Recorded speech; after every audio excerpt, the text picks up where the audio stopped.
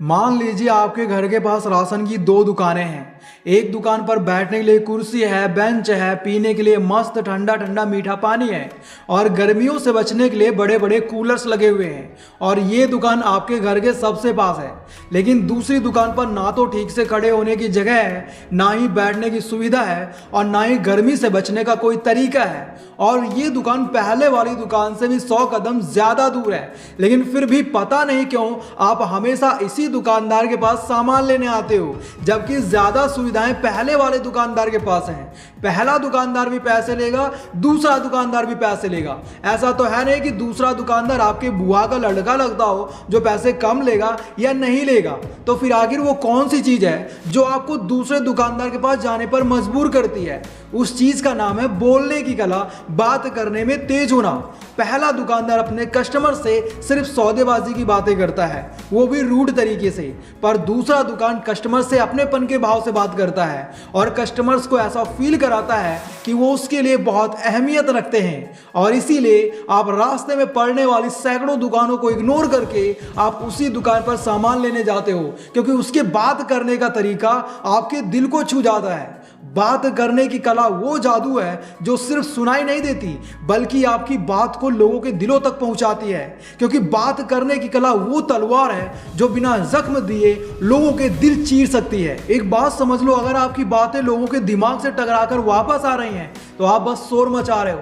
लेकिन अगर आपकी बातें लोगों के दिलों तक उतर रही हैं तो आप दुनिया हिला सकते हो, हर फील्ड में अपना परचम लहरा सकते हो, अपने ऑफिस में, अपने कॉलेज में, स्कूल में सबके पसंदीदा इंसान बन सकते हो, अपने घाटे को मुनाफे में बदल सकते हो। जिससे आप सालों से एक तरफा प्यार करते हो उसे अपना बना सकते हो, लोगों को अपने किसी भी काम के लिए कन्विंस कर सकते हो, पॉपुलैरिटी हासिल कर सकते हो, बहुत सारा पैसा कमा सकते हो, सिर्फ बात करने की कला में तेज बनकर। इस वीडियो में मैं आपको बात करने की कला सीखने के 7 ऐसे तरीके बताने वाला हूं जिनका इस्तेमाल करके आप न सिर्फ लोगों को अपनी बात समझा पाएंगे बल्कि उन्हें अपने हिसाब से कंट्रोल भी कर पाएंगे। इसलिए वीडियो बिल्कुल भी मिस मत करना।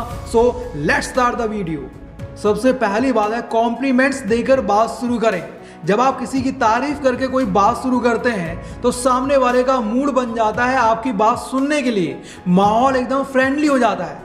सामने वाले की तारीफ करने से वो रिलैक्स हो जाता है और आपके साथ बात करने में कंफर्टेबल महसूस करता है और आपकी बातों को सिर्फ सुनता नहीं बल्कि एंजॉय भी करता है। अब तारीफ करने का ये मतलब नहीं कि आप उसे मक्खन मारना शुरू कर दो। अरे यार, तुम तो दुनिया के सबसे इंटेलिजेंट इंसान हो, तुमसे तो शेर भी डर कर भाग जाएगा, तुम अंबानी को भी पीछे छोड़ सकते हो।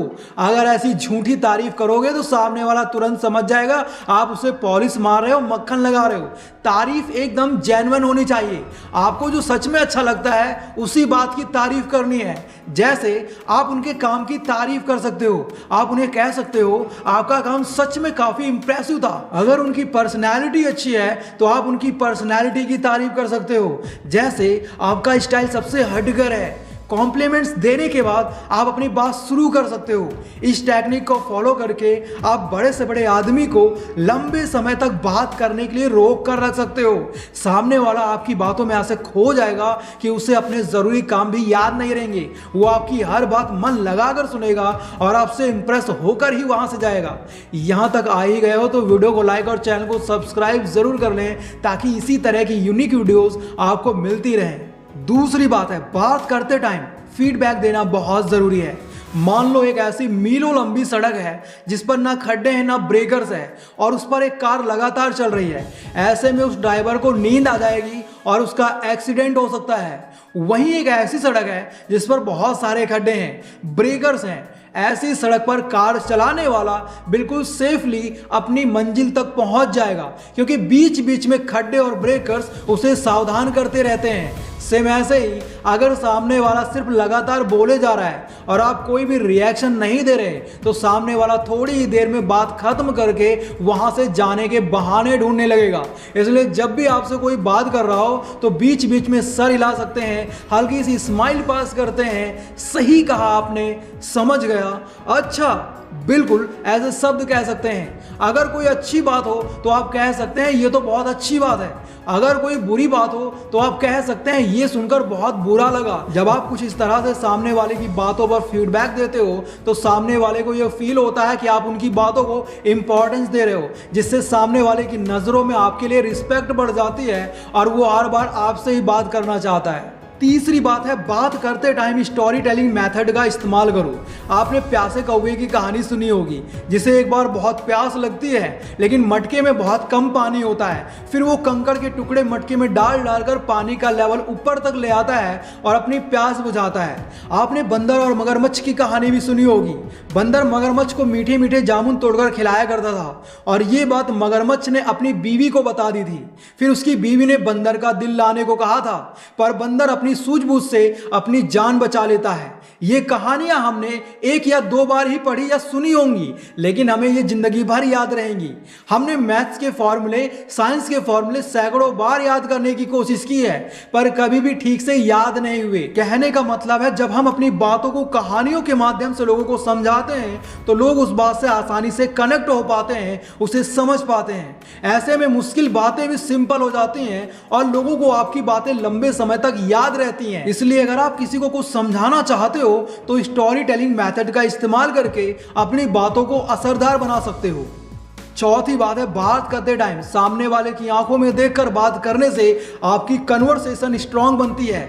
किसी से भी बात करते समय अपना आई कांटेक्ट हमेशा मेंटेन करना चाहिए, क्योंकि यह एक ट्रस्ट और कॉन्फिडेंस का साइन होता है। जब आप सामने वाले की आंखों में देखकर बात करते हैं तो उन्हें यह फील होता है कि आप उनकी बातों में इंटरेस्टेड हैं और उन्हें इंपॉर्टेंस दे रहे हैं। लेकिन आई कांटेक्ट बनाने का यह मतलब बिल्कुल नहीं है कि हम घूर घूर के सामने वाले को शर्मिंदा कर दें। हमें बिल्कुल नेचुरल तरीके से आई कांटेक्ट बनाए रखना है, क्योंकि जब आप ऐसा करते हैं तो सामने वाला आपके साथ अपनी थॉट्स, अपनी फीलिंग्स ओपनली शेयर करने में संकोच नहीं करता और आपसे खुलकर बातें कर पाता है।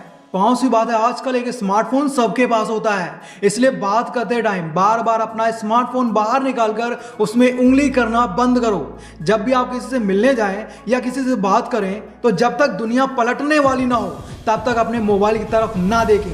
हम अक्सर ये गलती करते हैं, जब भी किसी से बात कर रहे होते हैं या कोई इंपॉर्टेंट डिस्कशन कर रहे होते हैं तो हम बार बार अपनी मोबाइल की तरफ देखने लगते हैं और साथ ही साथ हम सोशल मीडिया पर लाइक कमेंट्स भी कर रहे होते हैं, फेसबुक, यूट्यूब, इंस्टाग्राम की रील्स स्क्रॉल कर रहे होते हैं, लोगों के मैसेजेस और कॉल्स चेक कर रहे होते हैं। ऐसा करने से आपकी बात करने का फ्लो खराब होता है और सामने वाला आपको फालतू समझकर आपकी बातों को इग्नोर करता चला जाता है। स्मार्टफोन कोई ऑक्सीजन सिलेंडर नहीं है जिसे 5 मिनट बंद कर देने पर सांसें रुक जाएंगी, इसलिए जरूरी कन्वर्सेशन करते टाइम ऐसी गलती ना करें।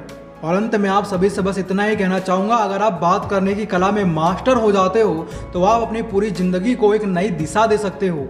आप पहले से ज़्यादा कॉन्फिडेंट दिखते हो, लोग आपको सुनते हैं, आपके रिश्ते स्ट्रांग होते हैं, आपको ज़्यादा अपॉर्चुनिटीज़ मिलती हैं, आप खुद को लोगों के सामने अच्छे से एक्सप्रेस कर पाते हो। इसलिए बात करने की कला सीखना बहुत ज़रूरी है। अगर वीडियो पसंद आया हो तो नीचे कमेंट में यस ज़रूर लिखें। साथ ही इस वीडियो को अपने दोस्तों के साथ ज़रूर शेयर करें। बाकी अगर आप लोग चतुराई सीखना चाहते हो तो लेफ्ट वाली वीडियो देखो और अपने दुश्मनों को हराना चाहते हो तो राइट वाली वीडियो देखो। Thanks for watching, love you all.